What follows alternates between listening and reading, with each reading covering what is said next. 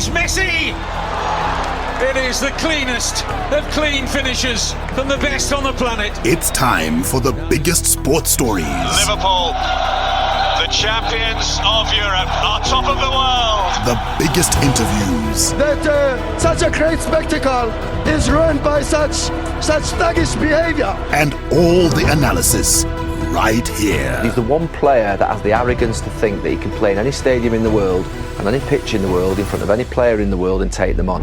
Every weekday, it's my sport, it's your sport. It's ZiFM Sport. Let's join the team for the biggest show in the world of sport on ZiFM Stereo. My station, your station. It's a very good evening, Zimbabwe. It is ZiFM Sport on a Thursday. It's our shortened show, which is always very exciting because it's energy-packed, power-packed, and compressed into 30 minutes. The team is here. Mike Madoda, Chris Midzi, Alois Bunjira is here, as well as our producer, Shonta Firenyika. My name is Barry Manandi. Today, we are continuing our discussion on equal pay or no equal pay, men versus women, or is it just the world progressing to its logical conclusion, and that is equality? Is it equality? Is the equality necessary at all? Is another question that needs to be answered. All of that and so much more in this edition of ZiFM Sports. Stand by. Hi, my name is Ruruni Shamba, Maitoria's super striker. You're listening to ZiFM Sports.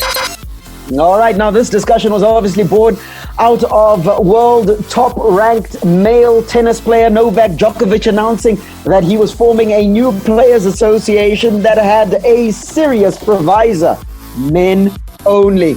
And that was to protect the pay grade of the men's tour, as there is suggestions that the ATP, which governs men's tennis in the world, and the WTA, which governs women's tennis in the world, were going to be amalgamated, resulting in a closer differentiation or share of financials between men and women in tennis. The men's game is obviously saying that that's not going to happen. However, what it brings to light is the fact that that differentiation and that disparity needs to be corrected. It was first came to light, or at least came to prominence through the US women's football team. And indeed, when they won their last World Cup crown, a lot of their trophy parade centered around equal pay. The great thing is that in the studio, we got Chris Gray, a big supporter of equal pay. And then when we expand the discussion, Chris, across various sporting codes, it begins to sort of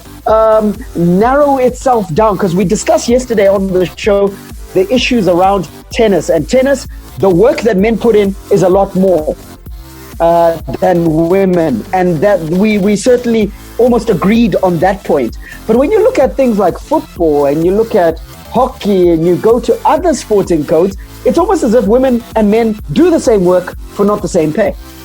Not the same pay, and the arguments that will be posed as the justification for that, and to some extent it is a valid justification, is that because of the amount of money that comes in for the men's game, therefore that is the reason for that differentiation in pay, is that the women's game is simply not making enough money for there to be equal pay. But I'd like to point you to an example. The US women's national soccer team, they obviously filed that lawsuit in March, which they lost. But if you take a look at their numbers, since I think that's a good starting point, is to present these kind of numbers. The women's game was generating 50.8 million in revenue between 2016 and 2018. The men's game was generating 49.9 million, which is less. But look at the men's game in America. In America, this is specifically the national teams, yeah? Okay, the national teams, okay. Yes. And obviously now you can see that there's that distinction. But take a look at this. For women's players, they would earn a maximum of $99,000 US. This is an average of 20 non-tournament games. And the men's players would earn $263,320. So when we talk about equal pay and we want to talk about numbers, let's also bring up the fact that there are these instances, and they do exist. I'm sure if I did a bit more digging, I would find a lot more examples where the women's game is in fact making more money. But this lawsuit by the US women's team was actually shot down in court. Why? Obviously, the judge made their distinctions. But here's the issue. If we're talking about money and is the game making money, obviously these women are making money, more money than the men. But take a look at that. How much is that? Over $163,000 more paid to men. With that, when you take a look at the numbers, guys, that for me does not make sense. But one of the metrics that has been left out, and as moderator, I'll try and stay as neutral as possible. But however, there's one metric that you left out, which is the number of games that the men's team is playing. And perhaps no. This is an average, Barry. This is an average. 20 non-tournament games. That is the measurement that was used for these specific numbers. So this is not about the amount of time or the number of games that was played. So, Mikey, the numbers have been thrown at you. It looks like they might just stick. Will they? Oh, yes, they stick in that particular instance. And I would like to say to Chris that no, if you did dig further, you're not going to find any other league where the women's game is generating more money than the men's game. The American situation is unique to the United States of America because the women's game in the United States of America has matured over a length of time. They've got more women playing footy in America than men, and it's a traditional sport for women in the United States of America. And so I'm not entirely surprised by those numbers.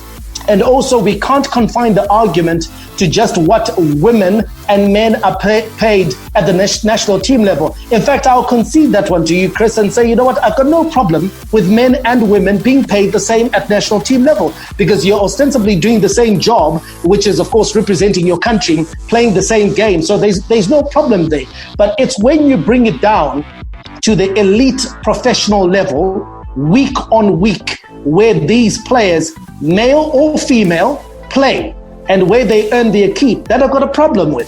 So I don't believe Lyon, for example, who have just won the UEFA Champions League for women, should be getting rewarded at the same level as Bayern Munich, who have won the Champions League, because the Bayern Munich is a far bigger brand that's generating far much more money, and that has been in the game for a far longer time. So I like the fact that Chris has broken it down to a particular instance. And that's why I say, let's quantify what the contribution is. And if the contribution is quantified and then there's a justifiable argument. And so in America, for example, it's justifiable. Pay women at the same level, if not more than men, because they deserve it. In many instances, Alois, men have got a head start on women. And that's insofar as how long the game has been played and all sorts. And listen, it's easy for us to gravitate towards football, but we'll try and keep it as general as we can. But in footballing terms, the women's game is at a fledgling level compared to the men's game. And so it's obvious that the men's game will make more money. Is there an argument that can be made by the women's game to short-circuit their development and get to where the men's game is quicker? Yeah, Barry, I've argued the same way that, what, they need to actually get their act together as the women so that they can actually it's up to them. It's up to women to actually make their game up to speed with the men, because there is no barrier. There's nothing that is stopping the women from advancing to have, let's say football. Let's say we go to David Livingstone Primary School. I want to be so basic. Let's say It's David Livingstone Primary School and they've started women's soccer, there's boys soccer. What stops the ladies to actually make their own soccer team the most popular team at the school? They can do it themselves, train their kids and make it popular. Is it not, Alois, that even if the David Livingstone team is formed, they won't have the teams to play with, and so there's no competitive level, there's no uplift for that team. Thank you for that. So why is the women at George Stark and Blackingstone not doing the same? Why are they not doing it? So it's a joint thing. All over as women, we want football to be more popular. They've got their Parents Teachers Association and Teachers Association and everything. Sit there and say, we want to grow women football. and then you grow it. So it just happens everywhere else. I believe that if they want to do it, talent is talent. It's just, they've got a case study. I'm happy that Chris actually brought United States of America. They have done it. They are doing it. So why, if United States of America can have women generating more money than men in football, so why don't they come here and do it in Zimbabwe? What's wrong with Zimbabwe doing the same? Chris, at one stage we had the mighty Warriors flying the flag in Zimbabwe, possibly at a more illustrious and having more success than the men's national team, the senior Warriors. But we didn't see the commensurate uplift financially for those players. We did not, and we did not see any distinct support for them from the bodies that exist in this country. I'm talking about ZiFM, I'm talking about even the women's PSL. We didn't see that support. And we didn't see that support, and I'm going to say this because we talked about it, I'm not sure if it was yesterday or the day before, when we were discussing the fact that in order for you to have, for example, a growth in the number of African female soccer players, what needs to happen, and specifically in the Zimbabwe example, is that we need structures, we need systems to bypass this thing called bias. Bias is a very real thing, and bias creeps into every single part of our society. So if you're talking about why can't women do it alone, I can tell you right now, women can't just do it alone, because the system is almost, I'm not going to say the system is rigged against women, but I'm going to say in a decision-making scenario where you have, for example, at a Zimbabwean corporate, let's keep it to the Zimbabwe example. At a Zimbabwean corporate, how many women sit on a board of directors and is able to advocate for the fact that we should be spending, for example, more dollars on the women's game? How many women sit on those boards? If the women are supposed to do it alone, let's be realistic. There are several glass ceilings that needs to be crashed before we can say that women need to do it on their own. Men exist in structures. Men create the structures. So if we want to say that we want to bypass this disadvantage, we want to bypass bias, then we're going to need the involvement of men. For me, it's not enough for men to say, oh, you guys need to do it on your own. It's not enough for me, especially not from this generation of men who, as far as I know, would like to improve the state of the world for women going forward. But Chris, the product, can I just weigh in? The product. Can I just weigh in and say, you know what, where I have a problem with some of the arguments that are being preferred is that women want to short circuit the process. Exactly. Women want to move from A to Z without actually passing through M and N and O and P and Q. And that is where the problem is. We if we had to carry on using the Americans as an example, and I'm glad that's been used as an example, they went through the process. They haven't just arrived at this place where they're generating more money than the men by accident. There is the process that they've gone through. Now, I would love for women to go through a process. Even here in Zimbabwe, we've talked about trying to get more women involved in the game. But we've got a woman who's the Minister of Sport right now at the moment. What is she doing in that quest? What is she doing? Is she advocating? You know, and then I'll give another example, and it might sound so silly. Hande Bora. You see all the female journalists coming to watch Highlanders versus Dynamos. None will go and watch Black Rhinos Queens versus New Orleans. That is being played on the same day. The women journalists will be the following day reporting about Highlanders and Dynamos. They'll be tweeting about Dynamos and Highlanders and FC Platinum. And none of them would have gone to the top of the table clash between Black Rhinos and New Orleans. So women are trying to gate crash into a men's party and trying to seek the same benefits. Yet they are not even, what role are they playing in the women's in their game? Own sport? Mike, what role are they playing? Mike, is there no argument for men helping women short circuit that development? Because surely you can't be arguing there are a lot of people that are doing it. Barry, that's what's being done. That's what's being done right now. It may not be happening at the pace that women would love it because, like I said, women would like to just immediately find themselves at a place where they have equal pay with men, they're at an equal level with men, etc. But you know what? There is a process that needs to happen before they get there. And you cannot deny the steps that have been taken by FIFA in terms of promoting the women's game. Undeniable steps. The establishment of the FIFA World Cup, even the establishment of the recently held UEFA Women's World. Those are tournaments that didn't exist. And it's men that are doing it. And it's men that are doing it, okay? Can more be done? Yes, more can be done. But you know what I'd really love to see? I'd love to see women getting their hands dirty, going into the area zones, getting into the districts, getting into the provinces, and stop talking about what's happening at 53 Livingston Avenue at board level at ZiFM. Why are women not getting involved at the area zones? How many women are getting involved in the primary schools where NASH and NAF are holding tournaments? Zero. But what they want to do is to see themselves catapulted into the boardroom and say, oh no, we need equal representation in the boardroom. How many women, you tell me right now, how many women right now have formed a football club? How many? Tell me. Give me one woman who's formed a football club in Zimbabwe. Here's my thing. I'm not saying women. Primary school, Jaya Academy. Right now, Academy. Give me one word. That's exactly what I mean by structural bias. That's exactly what I mean by bias. That is not structural bias. You can do it yourself, please. You can go to primary school, you teach and make it. Let me say my point. Let me say my point. When I say bias, bias is not exclusive to men. At no point did I say bias is exclusive to men. The way the system of patriarchy works is that some women are actually the gatekeepers. You were talking about the fact that female journalists would probably not attend a Black Rhinos game when there's a Highlanders game happening at the National Sports Stadium.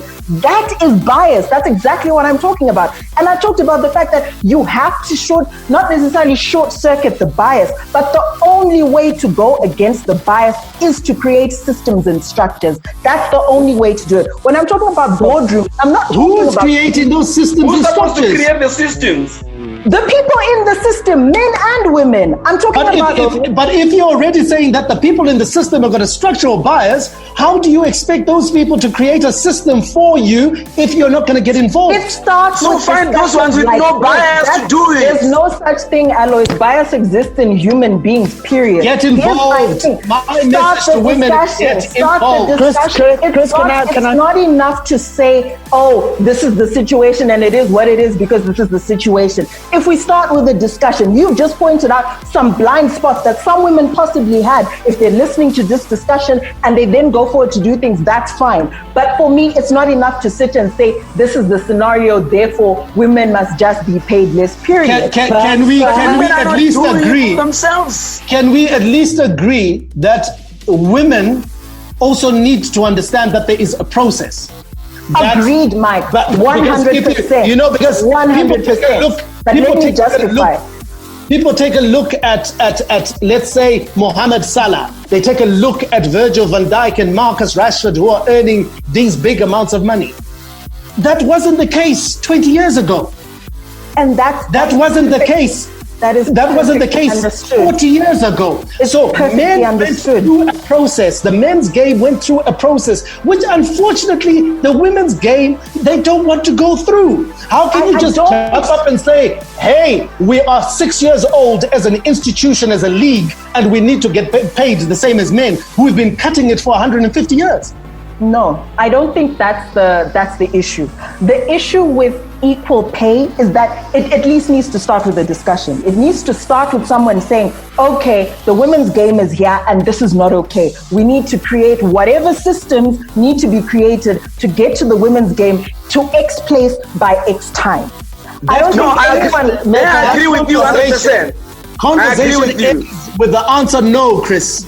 That's what. Why did that conversation end with the answer no? Wait, you can't be paid the same now.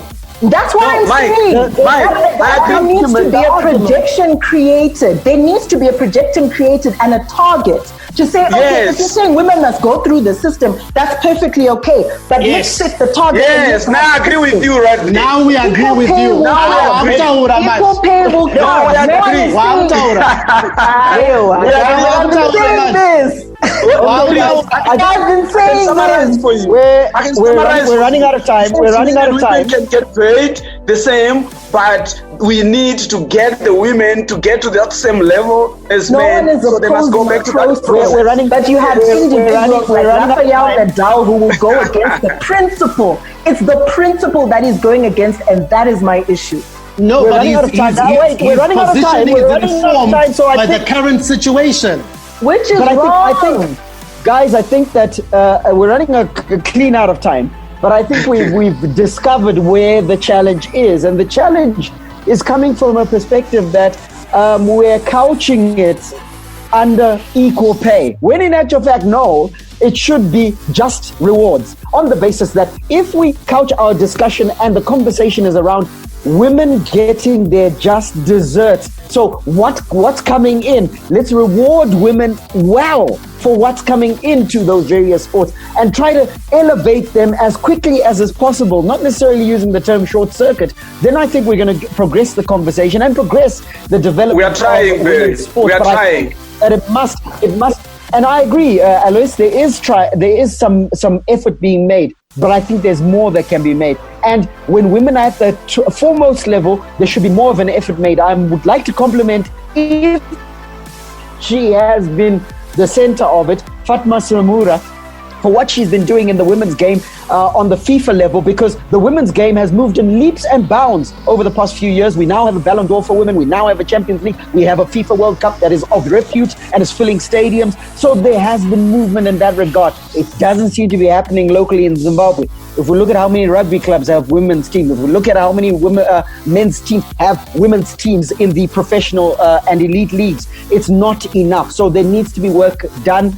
And I think that is agreed. And on that agreement point, perhaps it's a good time for us to end and go to our play of the day. The one thing that we do agree upon is that something has to be done. And fittingly, it being Throwback Thursday, our play of the day today is from Destiny's Child. It's called The Independent Woman. My goodness, tomorrow will be another epic edition of ZiFM Sport. Don't miss it. May God richly bless you. That's my story. And I'm sticking to it. Manandi, out.